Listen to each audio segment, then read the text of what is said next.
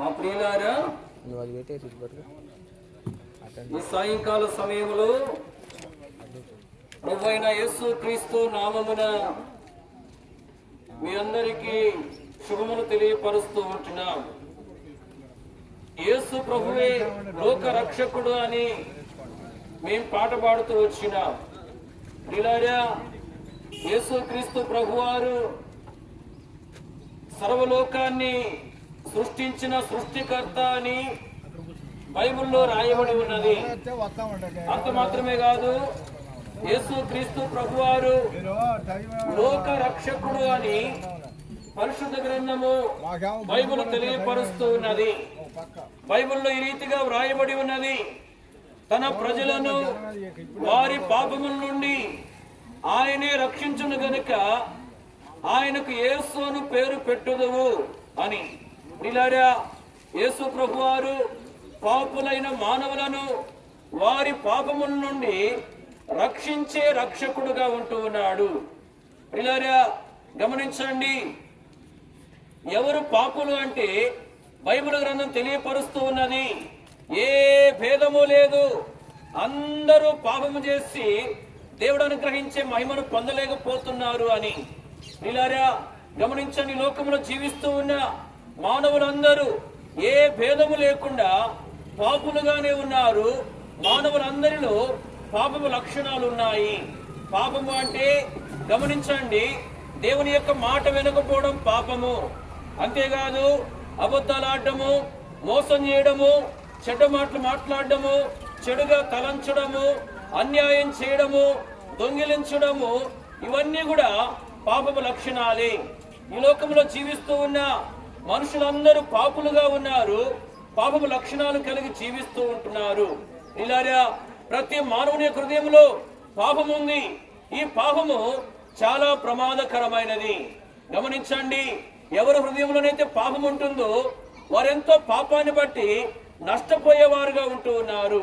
పాపాన్ని బట్టి కలిగే నష్టం ఏంటి అంటే, గమనించండి, పాపాన్ని బట్టి మనుషులు ఈ లోకంలో జీవించినంత కాలము నిజమైన శాంతిని, సంతోషాన్ని కోల్పోతూ ఉంటున్నారు. బైబిల్లో రాయబడింది, దుష్టులకు అనగా పాపులైన మానవులకు నెమ్మది ఉండదు అని. ఇలారా, పాపం ఏం చేస్తుందంటే మానవునికి నెమ్మది లేకుండా చేస్తా ఉంది. అంతేకాదు, పాపాన్ని బట్టి మనుషులకు కలిగే నష్టము ఇంకా ఏంటి అంటే బైబిల్లో రాయబడి ఉన్నది, పాతాళము పాపం చేసిన వారిని పట్టుకొను అని. ఇలారా, పాపం చేసిన మానవులను పాతాళం పట్టుకుంటుంది. పాతాళం అంటే అక్కడ అగ్ని ఉంటుంది. అక్కడికి వెళ్ళిన వారు నిత్యం అగ్నిలో కారుతూ యాతన పడుతూ ఉంటారు. బహు భయంకరమైన స్థలము. గమనించండి, పాపులైన మానవులు మరణించిన తర్వాత, ఈ లోకంలో చనిపోయిన తర్వాత ఎక్కడికి వెళ్తారంటే పాపాన్ని బట్టి పాతాళానికి వెళ్తారు. పాతాళానికి వెళ్ళి నిత్యము పాతాళములో బాధించబడేవారుగా ఉంటారు. గమనించండి, పాపాలు ఏం చేస్తా ఉన్నాయంటే ఈ లోకంలో జీవించినంత కాలము మనుషులకు నిజమైన శాంతిని, సంతోషాన్ని దూరం చేస్తూ ఉంటున్నాయి. చనిపోయిన తర్వాత పాపాలు ఏం చేస్తున్నాయంటే పాతాళాన్ని తీసుకెళ్లేవుగా ఉంటూ ఉన్నాయి. ఇలా ఈ విధంగా పాపాన్ని బట్టి మనుషులు ఎంతో నష్టపోయేవారుగా ఉంటూ ఉన్నారు. నష్టాన్ని కలిగించే ఈ పాపాల నుండి ప్రతి ఒక్కరు ఏం చేయబడాలంటే రక్షించబడాలి. నష్టాన్ని కలిగించే పాపాల నుంచి ప్రతి ఒక్కరు రక్షణ పొందుకోవాలి. హానికరమైన, ప్రమాదకరమైన ఈ పాపాల నుంచి ప్రతి ఒక్కరు రక్షించబడాలి. యేసు ప్రభువారే పాపులైన మానవులను వారి పాపాల నుంచి రక్షించే రక్షకుడుగా ఉంటూ ఉన్నాడు. ఇలారా, యేసు ప్రభువారు పాపులైన మానవులను వారి పాపాల నుంచి రక్షించడానికి దేవుడై ఉండి మానవునికి లోకానికి వచ్చాడు. ఈ లోకంలో కన్యక గర్భమందు దైవ శక్తి ద్వారా పాపము లేనివాడుగా జన్మించాడు. పాపము లేనివాడుగానే యేసు ప్రభువు ఈ లోకంలో జీవిస్తూ వచ్చాడు.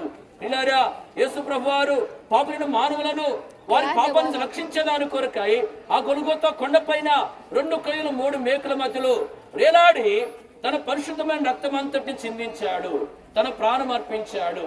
పాపం చేసిన మనమైతే మనకు బదులుగా యేసు ప్రభువు గాయపరచబడ్డాడు, నలుగొట్టబడ్డాడు, తన సొగసుల స్వరూపాన్ని కోల్పోయాడు, చూడనువానిగా చేయబడ్డాడు. ఇలారా, యేసు ప్రభువు శిలువలో తన ప్రాణం అర్పించి సమాధించబడి తిరిగి లేచాడు. తిరిగి లేచి అనేకులు కనబడి అనేకులు చూస్తుండగా పరలోకానికి వెళ్ళాడు. పరలోకానికి వెళ్ళిన ప్రభువు ఒక దినం తిరిగి రాబోతూ ఉన్నాడు.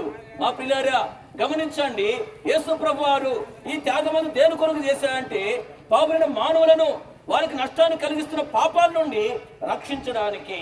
ఇలారా మరి పాపులైన మానవులు పాపాల నుంచి రక్షించబడాలంటే, నష్టాన్ని కలిగించే పాపాల నుంచి రక్షించబడాలంటే ఏం చేయాలి? గమనించడం, చేయవలసిందంటే యేసు ప్రభు చేశాడు. ఇప్పుడు కేవలము ఆ శిలువలో బలైన యేసు ప్రభుని నమ్మి పాపాలు ఒప్పుకోవాలి. యేసు ప్రభు వారు పాపని నా కొరకే ఈ లోకానికి శిలువలో బలయ్యాడని చెప్పి నమ్మాలి.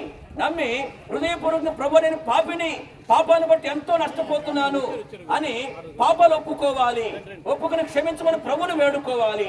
ఎవరైతే ఈ విధంగా యేసుక్రీస్తు ప్రభుని విశ్వాసం ఉంచి యేసు ప్రభు నమ్మి పాపాలు ఒప్పుకుని పశ్చాత్తాపంతో క్షమించమని ప్రభుని వేడుకుంటారు, యేసు ప్రభు నమ్మదగిన వాడు, నీతిమంతుడు కనుక యేసు ప్రభు వారి పాపను క్షమిస్తాడు. వారిని తన రక్తం ద్వారా కడిగి పరిశుద్ధపరుస్తాడు. వారిని పాపాల నుంచి రక్షిస్తాడు. వారిని పరిశుద్ధులుగా చేస్తాడు. ఇలా ఈ రీతిగా పాప క్షమాపణ పొంది పాపాల నుంచి రక్షించబడి పరిశుద్ధులుగా చేయబడిన వారు పిల్లలు గమనించిన ఈ లోకంలో నిజమైన శాంతి, సంతోషం కలిగి ఉంటారు. అంతేకాదు ఎల్లప్పుడూ సంతోషం ఉండి పరలోకానికి అనగా మోక్షానికి వారసులుగా చేయబడతారు. ప్రియమనమ్మాయ్య గమనించండి, ఈ రీతిగా ప్రతి ఒక్కరూ యేసు ప్రభువును అంగీకరించి పాపాల నుంచి రక్షించబడి ఆ శ్రేష్టమైన పరలోకానికి, మోక్షానికి వారసులుగా చేయబడాలని ఈ సువార్త మీకు వినిపిస్తూ ఉంటున్నాం. కాబట్టి ఈ లోకంలో ప్రభు నిన్ను సజీవునిగా ఉంచిన దినాల్లోనే ఈ విధంగా ప్రభుని అంగీకరించాలి. అంతేకాదు యేసు ప్రభు యొక్క రాకడ రాబోతుంది. పరలోకానికి ప్రభు తిరిగి రాబోతున్నాడు. ఆ ప్రభు రాకముందే ప్రభుని అంగీకరించాలి. కాబట్టి ఈ విధంగా ప్రభుని అంగీకరించి ప్రభు అనుగ్రహించి ఆశీర్వాదాలు పొందుకోవాలని ప్రభు పేరిట మీకు మనవి చేస్తూ ఉంటున్నాం. మా ప్రియులారా, ఇంకా ప్రభు యేసుక్రీస్తు వారిని గురించి మీరు ఎక్కువగా తెలుసుకోవడానికి మన వలవేరు గ్రామంలోని రైస్మిల్ ప్రక్కనే ఎరుషద్దాయి ప్రార్థనా మందిరం ఉన్నది. అక్కడ ప్రతి ఆదివారము దైవారాధన కార్యక్రమం జరిగించబడుతుంది. వారమున ఆయా కొడుకులు జరిగించబడుతుంటున్నాయి. ఈ రోజు సాయంకాలము 7 గంటలకు ప్రత్యేకమైన కొడుకు ఏర్పాటు చేయబడింది. దైవ సేవకుల కుటుంబం అక్కడ ఉంటున్నారు. మీ అందరినీ ప్రేమతో ప్రభువైన యేసుక్రీస్తు నామములో ఆహ్వానిస్తూ ఉంటున్నాం. ఈ స్థలాన్ని విడిచి వెళ్ళక ముందు మీ క్షేమము కొరకు మేము ప్రార్థన చేస్తాం.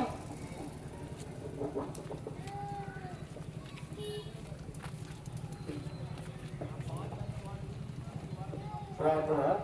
ప్రేమించిన మా తండ్రి, నీ ఘనమైన పాదాలకు వేలాలు వెల్లించుకుంటున్న ప్రభా, మనిషిని పూర్వని నీ యొక్క చేత మమ్మల్ని సజీవ లెక్కలో వచ్చి ప్రభా ఈ దినం మన వలయంలో ప్రభావ వరకు చేయబడినటువంటి ఈ యొక్క సువార్త పరిచయం నిమిత్తము ప్రభా ఎవరైతే పాల్గొన్నారో, ప్రభా ఎవరైతే ఆయన కర్తవ్యాలు తీసుకున్నారో వాటిని వ్యర్థంగా కానియకుండా ప్రభా వారు చదివి ప్రభా ఆత్మీయ మేలు పొందడానికి సహాయం చేయండి.